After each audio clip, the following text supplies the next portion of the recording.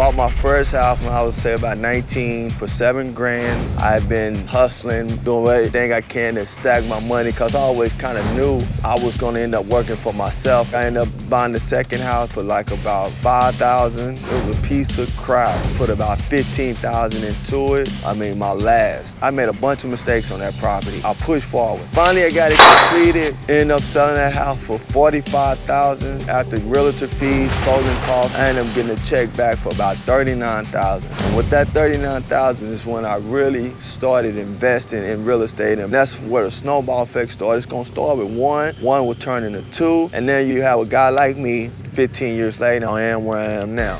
You'll get a chance to really see an up close and direct look into how an investor works hands-on and how we negotiate with the tenants, homeowners, and so forth. Today what we're doing is we're headed to the Tarrant County foreclosure auction. The key to this auction is knowing what to buy and when to buy, because oftentimes these properties, we don't never get a chance to really go inside them. Most of the time they're occupied. And so we really have to buy on experience and on just from seeing the outside and just kind of get as much data as we can without being able to go inside the property. So basically what I do is every month I'll send out multiple drivers to look at 200 to 300 properties a month, get a visual of them. And then from there we do the research. There's a bunch of research goes into these properties every month, because here's the thing, you can end up buying a property with multiple liens, and you can end up buying a second lien, you can end up buying an RS lien, and guess what? If you end up buying one of those, you could possibly lose all your money. Yeah, but I already knew. I told Charlene, I was like, get ready for it. He's gonna say, we're going to the auction. My name is Alejandra Ortega, and I've been working for Michael for about a year and a half. It'll be 2 years in April. But yeah, as we get down here, this is, like I said, I'm going to be bidding against all these different people down here, and this is what you call the big leagues. Time to go to war, baby. So getting ready to go up here and bid against these guys and see if I can get something.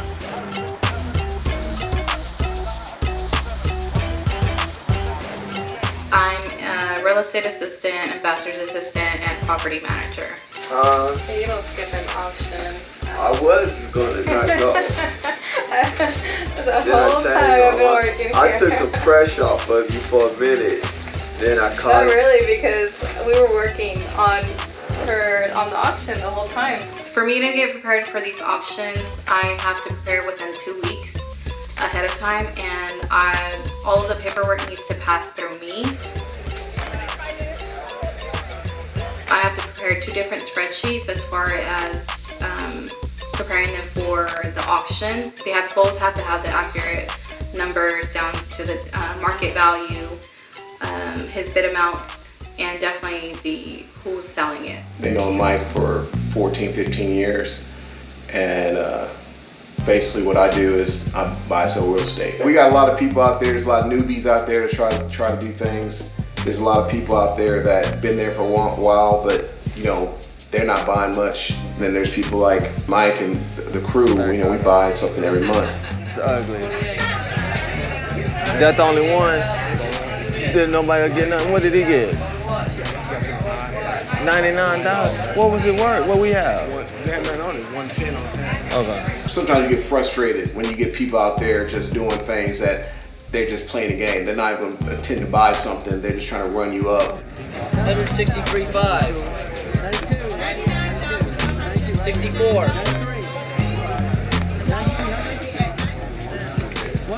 168. Jay, man, how much you pay for that damn house, man? 56. I told you to stop at 50.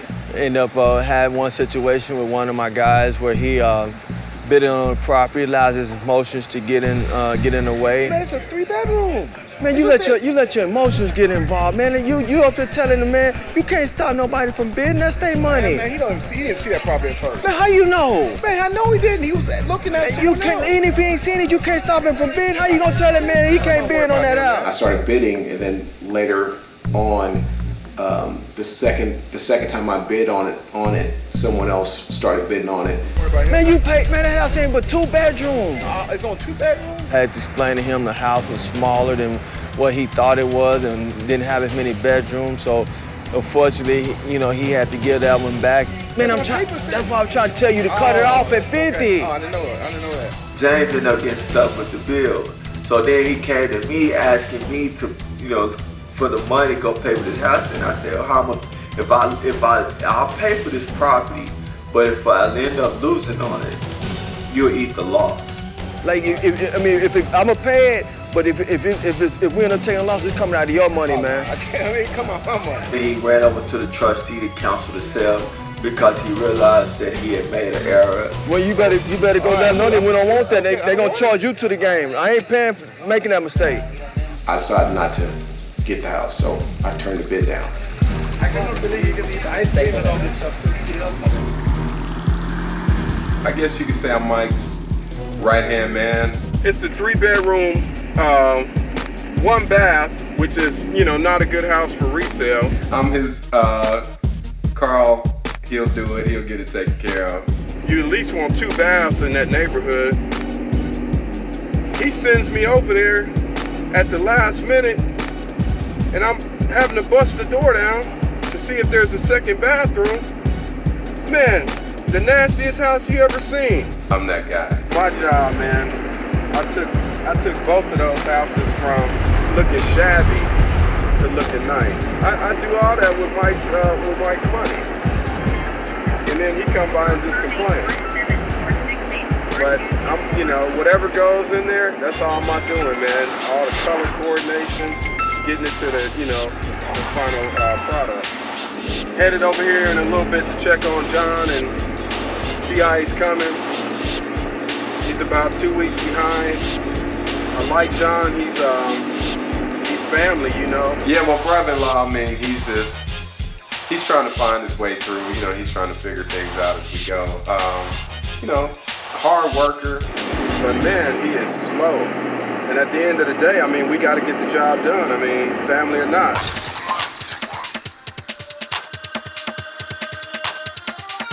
Cleaned all that up, so I just gotta go back over it again, and I'm gonna seal the tops on the crime mold. It looks better, man. It looks better. So when you think it's gonna be done? When you think you're gonna finish the paint inside? Today. Today, I got 2 rooms to do inside the house. I got the one upstairs, the bedroom upstairs, and the master bedroom, and then we're through with the paint. What about this, man? You're gonna be able to, we're gonna open this up. So how long is it gonna take you to get this open? From start to finish, or just to get it open?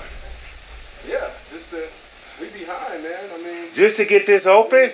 Look at this. Well, if I can hit it today, then I'll have it open today.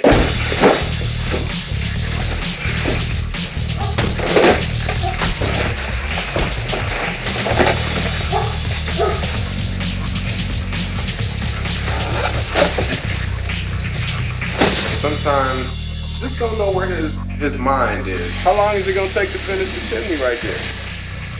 I'm gonna finish that today. It ain't nothing but a few pieces. You gonna finish everything today. I got parts on here on the chimney where I gotta fill with putty and stuff to get it right, and then I gotta paint. It's been weeks, man. You've been over I gotta here. take off this whole side right here. Man, I see that, man. Try to get it finished. I'll be done before then. Oh, man, yeah. I'll be done before then. See, the only thing in here gotta be done is put the lighting in and clean the cabinets up and shoot the cabinets.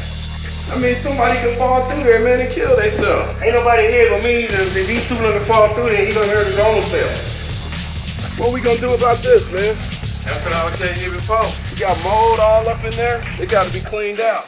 Look, you told me if the guy from the city come by and he see this garage open, he gonna wonder like, what the hell's going on, man? Why we don't have a permit? But see, then you're gonna be hollering and fussing again. We gotta get this right here is gonna take me a whole day to get cleaned out, all right, including that. Yeah, and that's a day of work. That's a day of work lost. Okay, but we gotta get this garage closed up, because if the guy from the city comes, he gonna try to shut us down. You know that happened once before. That other stuff in the back that still got to be done. All right. You know, it's only 2 of them. I got the shed back there got to be torn out. and all that got to be hauled away. I still got the outside of the house to paint. Mike would never even think about using my brother-in-law because he know his skills is not, where they need to be. Unfortunately, I'm kind of tied at the hip with that guy. But I will. I just know that it comes with a price tag. So I know that it's going to take longer for the work. There's going to be mistakes. And then at some point, I may have to put my hands on the job just to get it right. But, that's kind of goes back to family. You try to look out for family. This property popped up, and as I was looking at it, the numbers look great. It popped up and the numbers look right. I got it for $48,000 and worth about $115,000. I need to go look at it because, man, we didn't get a chance to look at this one. So I need to go look at the numbers. Look good on it. Bid it on one, the numbers look good. One in Arlington came out right at about $48,000, $50,000. I bid it on it, won the bid. It wasn't on our list. I guess his intuition may have told him that lot something was kind of suspicious about that piece of property. But the numbers look good, but it was not on our list. So he called me up. It's 503 Town North Circle in Arlington. I'm finna get ready and text it to you, but I gotta know something within 15 minutes. They're gonna be wanting me to pay for it. So if you can shoot by there real quick. I need to go look at this property. And let me know, man, cause it's, you know what I'm saying, do or die type situation. I gotta know something real quick. Drop everything you're doing and head over there. Okay. I was across town. I drive across town where that location was. Man, this guy is crazy. Weaving in and out of traffic as Mike's on the other line. Your destination is on the right.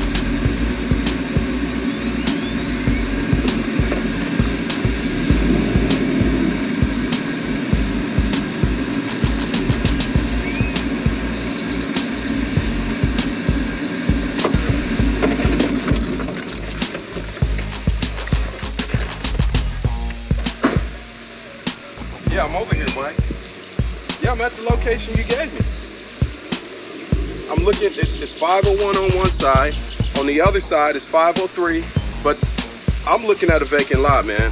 He called me right when I get ready to hand the cashier a check and say, hey, Mike, don't buy it, it's not a house here. I mean, I don't see a house here. There's no 322, there's no nothing here.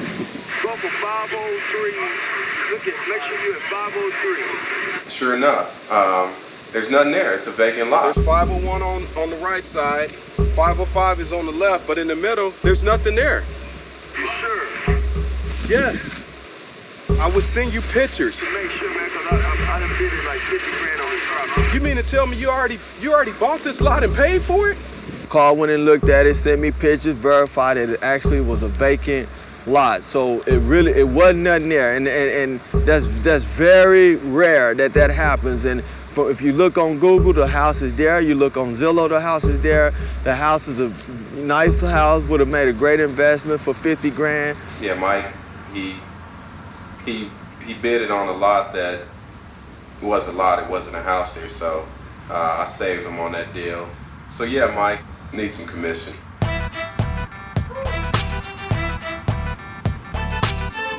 I mean, these guys, man, they got to get it together, man. I can't be their scapegoat. Calling me at the last minute. They got to get it together before, they get down to the auction, because I can't save them. Today was a decent day. Worked out pretty well. We ended up with 4 properties, and we ended up had a few confusion situations to pop up during the day, but overall it was a good day. Blessed about 4 properties, so I take that any auction. So you can come here and compete with these guys and get 4 property. I call that a great day. I spent $216,000 on houses yesterday. I have friends that guys that go spend that on one car.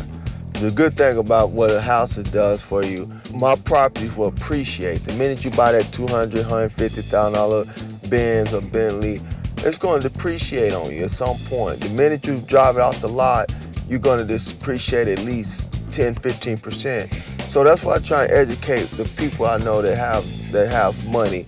invest your money. Use it for residual investment purposes, but invest your money. Then take the money from your investment, then buy your luxury items. Say I want to buy like this 2016 Escalade. What I'll do is I'll go spend that same $70,000, $80,000 that I would pay for this. I'll go buy, say, 2 properties, and I'll collect rent on those 2 properties at about $700-800 a piece, and then I'll make the note pay for this. So what I'm gonna do is, what you wanna do is you wanna get the cashier checks made payable to yourself, as I did. As you can see, these are all payable to Michael Phillips. So what you wanna do is you wanna deposit any unused money that you do not spend at the auction, take it and put it back into your bank account. If you say you bought something, you sign the back, you would put the trustee's name on the back of the check, endorse it over to them, sign your name, your company name, hand them the cashier checks, and you're good.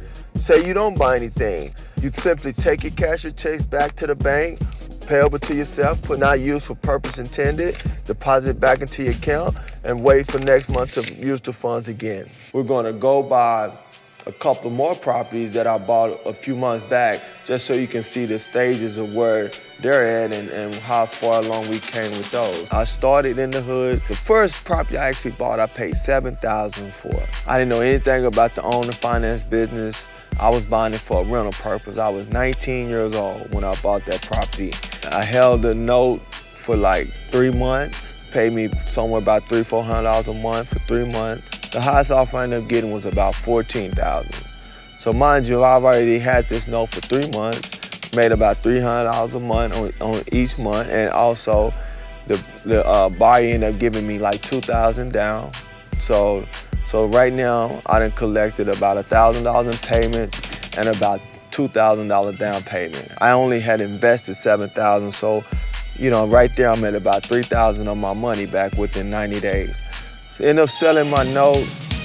They wrote me a check for another $14,000. So I ended up making a total of 14 plus the 3, which came to about $17,000. So I ended up making about $10,000 in a amount of 90 days. So that's what introduced me to the owner finance note business, and that's how I got started. Yeah, but that's what I'm saying. They were parked smack. I took a picture of it. They parked smack dab on my property. But that's what I'm saying. When a lot sits for so long, like I went to the big house on the hill yesterday. See, he got his stuff fenced in. He got cameras. He got no trespassing sign, cause he knows shit like this happens. Man, I'm finna go over here. I gotta go over here and catch up with Carl because this is ridiculous, man. These guys over here got their trucks parked all on my property and messing up my grade and messing up the treat my lot like it ain't nothing, like it's just a parking zone, a parking lot. So man, me and Carl, we gonna have to talk about this.